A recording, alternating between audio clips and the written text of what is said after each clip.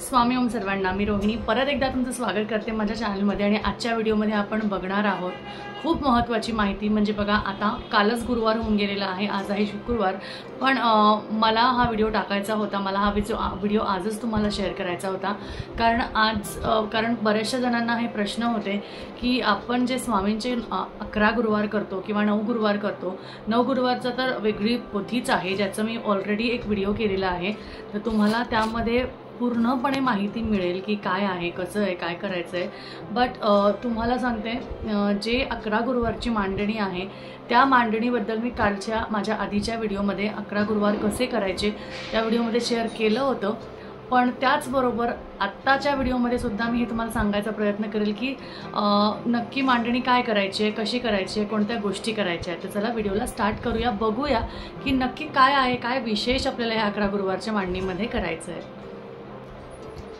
तर आज थोडा लाईटचा इश्यू मला का वाटतोय काही कळत नाही, थोडा अंधार वाटत असेल, कारण मी ऑपोजिट साईडला माझ्या उजव्या बाजूला विंडो आहे आणि इकडे जर का थोडं तोंड केलं तर माझं तोंड चमकेल, त्यामुळे मी थोडंसं असंच बसली आहे। बट स्टील चला आपण आजच्या व्हिडिओला सुरुवात करूया। तर बघा, पूजा मांडणी मी तुम्हाला आधीच्याच व्हिडिओमध्ये सांगितलं होतं की 11 गुरुवारची पूजा मांडणीमध्ये असं काहीही विशेष नाही आहे, असं काहीही वेगळं तुम्हाला करावं लागत नाही।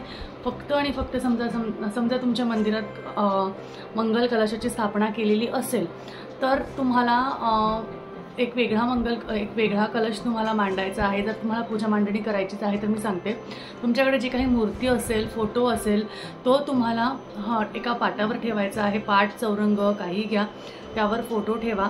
फोटो ठेवल्यानंतर त्याच्यासमोर तुम्हाला विडा ठेवायचा आहे।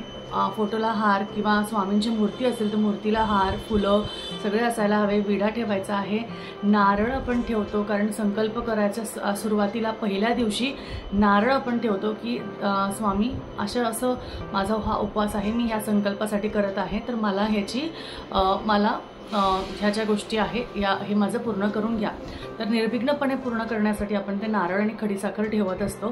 ते कुठल्याही मठात, मंदिरात जाऊन तुम्ही ठेवलं तरीही चालेल किंवा तुमच्या मांडणीसमोर ठेवलं तरीही चालेल, आणि ते तुम्हाला घरातच खायचं आहे। कलश वर पण तुम्हाला नारळ ठेवायचा आहे। त्याचबरोबर तुमच्याकडे समजा एखादी समजा एखादं फळ असेल तर फळ किंवा गोड एखादा पदार्थ असेल तर तो पदार्थ, ते सगळं तुम्हाला ठेवायचं आहे। आणि झालं, बाकी काही नाही। दिवा लावायचा आहे, एक तेलाचा, एक तुपाचा, उदबत्ती, धूप जे काही तुम्ही लावत असाल त्या सगळ्या गोष्टी तुम्हाला फक्त लावायच्या आहे। दॅट्स इट, बाकी काही करायचं नाही आहे। खूप साध्या पद्धतीने तुम्हाला मांडणी करायची आहे। आणि समोर एका अजून पाटावर किंवा आपल्याकडे व्यासपीठ असतं बघा, त्या व्यासपीठावर तुम्ही पोथी ठेवू शकता। त्या पोथीचं वाचन तुम्हाला करायचं असतं। तर ते वाचनसुद्धा कसं करायचं आहे हे सगळं मी तुम्हाला आधीच्या व्हिडिओमध्ये सांगितलं आहे।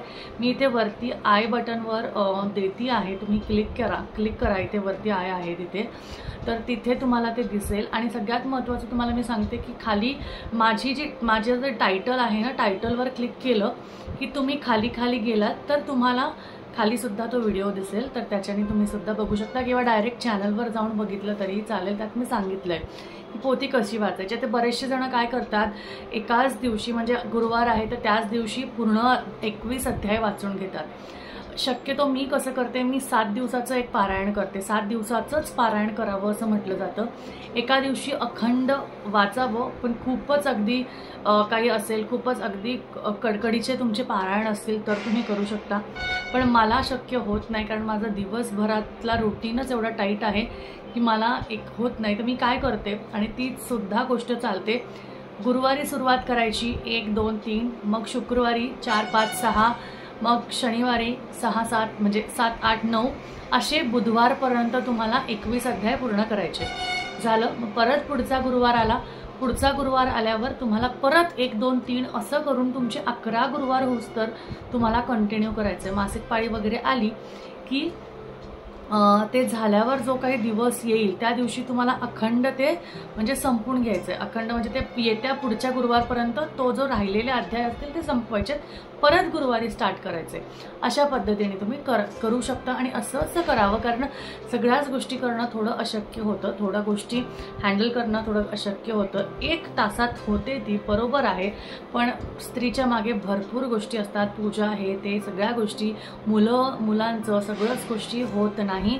काय होतं ना, आपण भावनेच्या भरात मोठ्या मोठ्या सेवा करायला जातो, पण त्या सेवा जेव्हा पूर्ण होत नाही तेव्हा त्याचं फळ आपल्याला व्यवस्थित मिळत नाही. आणि त्याचं फळ आपल्याला इच्छा असते की नाही, आपली त्या फळाची इच्छा, आपल्याला त्या गोष्टीची आपल्याला इच्छा म्हणजे त्या गोष्टीचं आपल्याला फळ मिळावं, पण ते जर घडलं नाही तर आपल्यालाच वाईट वाटतं. त्यामुळे थोडी सेवा करा, थोडक्यात करा, पण ती छोटी सेवासुद्धा मनोभावे करा, एवढंच महत्त्वाचं आहे, बाकी काही नाही.